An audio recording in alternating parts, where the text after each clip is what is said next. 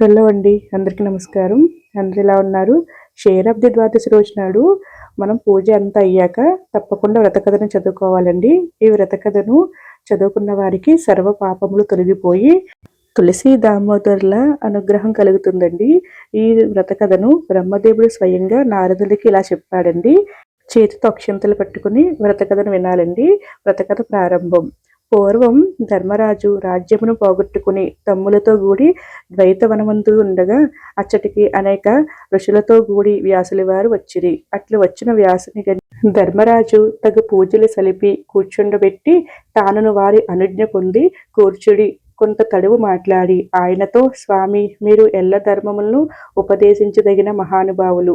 మీకు తెలియని ధర్మ సూక్ష్మములు లేవు. మనుషులకు సర్వకామములను ఏ ఉపాయం చేత సిద్ధించునో సెలవీయండి అని అడగగా వ్యాసుడు, నాయన, మంచి ప్రశ్న వేసినావు.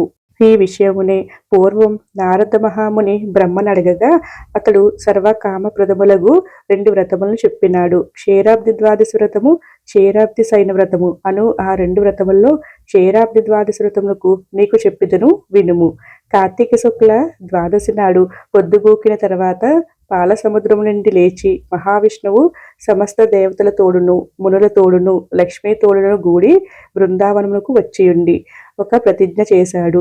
ఏమనగా, ఏ మానవుడైనను ఈ కార్తీక శుద్ధ ద్వాదశి నాటి కాలమున దేవతలతో గూడి బృందావనమును వేంచేసి ఉన్న నన్ను లక్ష్మీదేవితో కూడా పూజించి తులసి పూజ చేసి తులసి కథను విని భక్తితో దీపదానము చేయునవాడు సర్వపాపములు వీడి నా సాయుధ్యాన్ని పొందును అని శపథమును చేసినాడు గాన నీవును పుణ్యకరమైన ఆ వ్రతమును చేయుము అని వ్యాసుడు చెప్పగా విని ధర్మరాజు, అయ్యా, ఈ వ్రతం చేయవలసిన విధానమెట్టిదో నాకు చెప్పమని అడగగా వ్యాసుడిట్లు చెప్పుదుడును.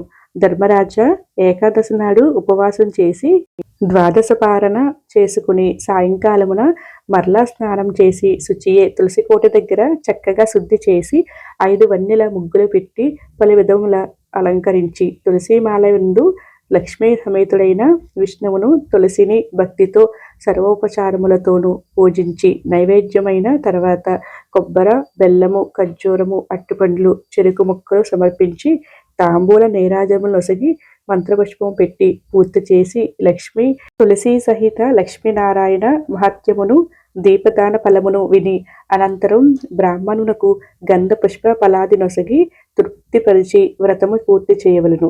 ఇట్లే మానవుడు చేసినను ఇష్టముగాంచును. ధర్మరాజది విని దీపదాన మహిమను చెప్పుమని అడగగా వ్యాసుడు చెప్పుచున్నాడు. యుధిష్ఠిర, దీపదాన మహిమను నెవడు చెప్పగలుగును? కార్తీక శుద్ధ ద్వాదశి దినమున బృందావన సమీపమున దీపదానము చేయవలెను. ఒక దీపదానముచే ఉపపాతకములు పోవును. 100 చేసిన విష్ణు సారూప్యము కలుగును.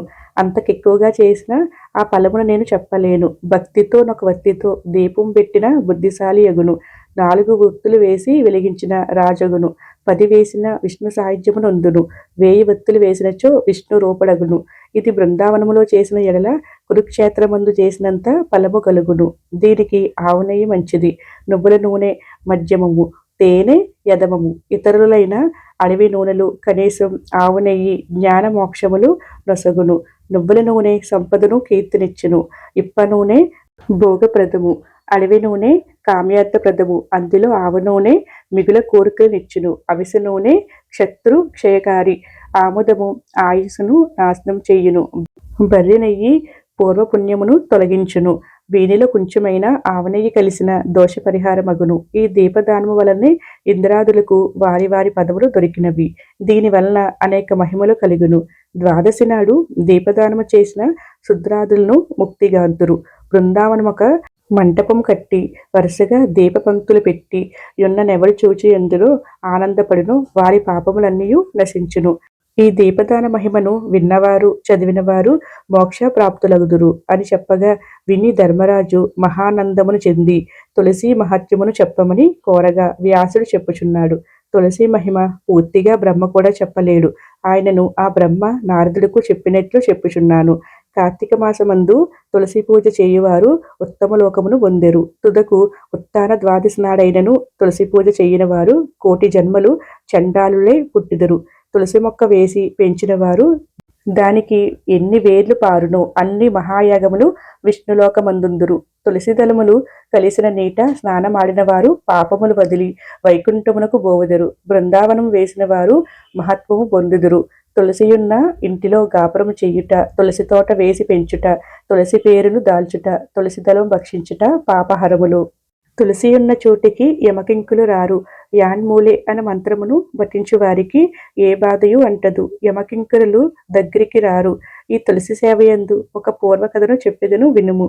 కాశ్మీర దేశవాసులకు హరిమేధస్సు మేధరును ఇద్దరు బ్రాహ్మణులు తీర్థయాత్ర చేయుచుండి ఒక స్థలములో నొక తులసి జోటను చూచిరి. చూచిన తోడనే వారిలో సుమేధుడు భక్తితో ప్రదక్షిణ చేసి నమస్కారములు చేసెను. అది చూసి హరిమేధుడిదియే అని అడిగెను. సుమేధుడు ఇక్కడ నిండ బాధగా నున్నదని ఒక మర్రి చెట్టు నందుకు చేరి తులసి కథ నిట్లు చెప్పదగును. పూర్వము దేవాసురులు సముద్రం చిలికినప్పుడు దాని యందు ఐరావతము, కల్పవృక్షము మొదలగు నిన్నయు ఉత్తమ వస్తువులు పుట్టెను. తర్వాత లక్ష్మీదేవి పుట్టెను. తర్వాత అమృత కలశం పుట్టెను.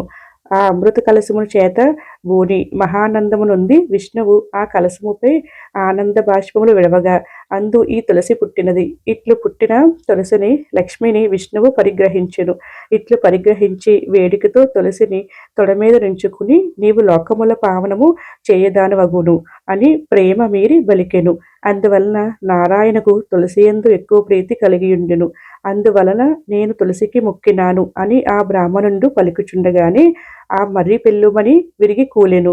ఆ చెట్టు త్వరలో నుండి ఇద్దరు పురుషులు వెలుపలకు వచ్చి దివ్య తేజముతో నిలిచియుండగా హరిమేధ సుమేధులు చూచి దివ్యమంగళ విగ్రహదారులైన మీరెవరని అడిగిరి.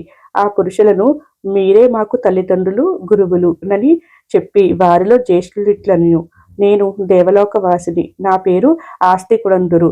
నేనొకనాడు అప్సరసలతో కూడి నందనవనమున గ్రామ వికారముచే మైమరిచి క్రీడించుచుండగా మేము ధరించిన పుష్పమాలికలు పైనబడి మా సందడి వల్ల సమాధి చలించి ఎచట తపస్సు చేయుచున్న రోమస మహాముని నన్ను చూచి నీవు మదోన్మత్తుడవై ఇట్లు నా కలజడి కలిగించితివి, కావున బ్రహ్మ రాక్షసుడవు అని శపించి తప్పిదము పురిచినది గాని స్త్రీలు పరతంత్రులు గనుక వారి వలన తప్పు లేదని వారిని క్షమించి విడిచెను. అంతట నేను శాపమునకు వెరిచి యా మునిని వేడి ప్రసన్నను చేయగా నాయన అనుగ్రహము కలిగి నీవెప్పుడు తులసి మహమును విష్ణు ప్రభావమును విందువో అప్పుడు శాపముక్తుడు అవుదు అని అనుగ్రహించెను. నేను బ్రహ్మ రాక్షసుడనై ఈ చెట్టు త్వరలో చేరి మీ దయవలన నేడు శాపమోక్షమును నొందితిని అని చెప్పి రెండవ వాని వృత్తాంతము చెప్పసాగెను. ఈయన పూర్వమొక ముని కుమారుడిగా నుండి గురుకుల వాసము చేయుచుండి ఒక అపరాధము వలన బ్రహ్మ రాక్షసవగు అని గురువు వలన శాపము పొంది ఇట్లు నాతో కలిసి ఉండెను. మేమిద్దరమును మీ దయ వలన పవిత్రులమైతివి.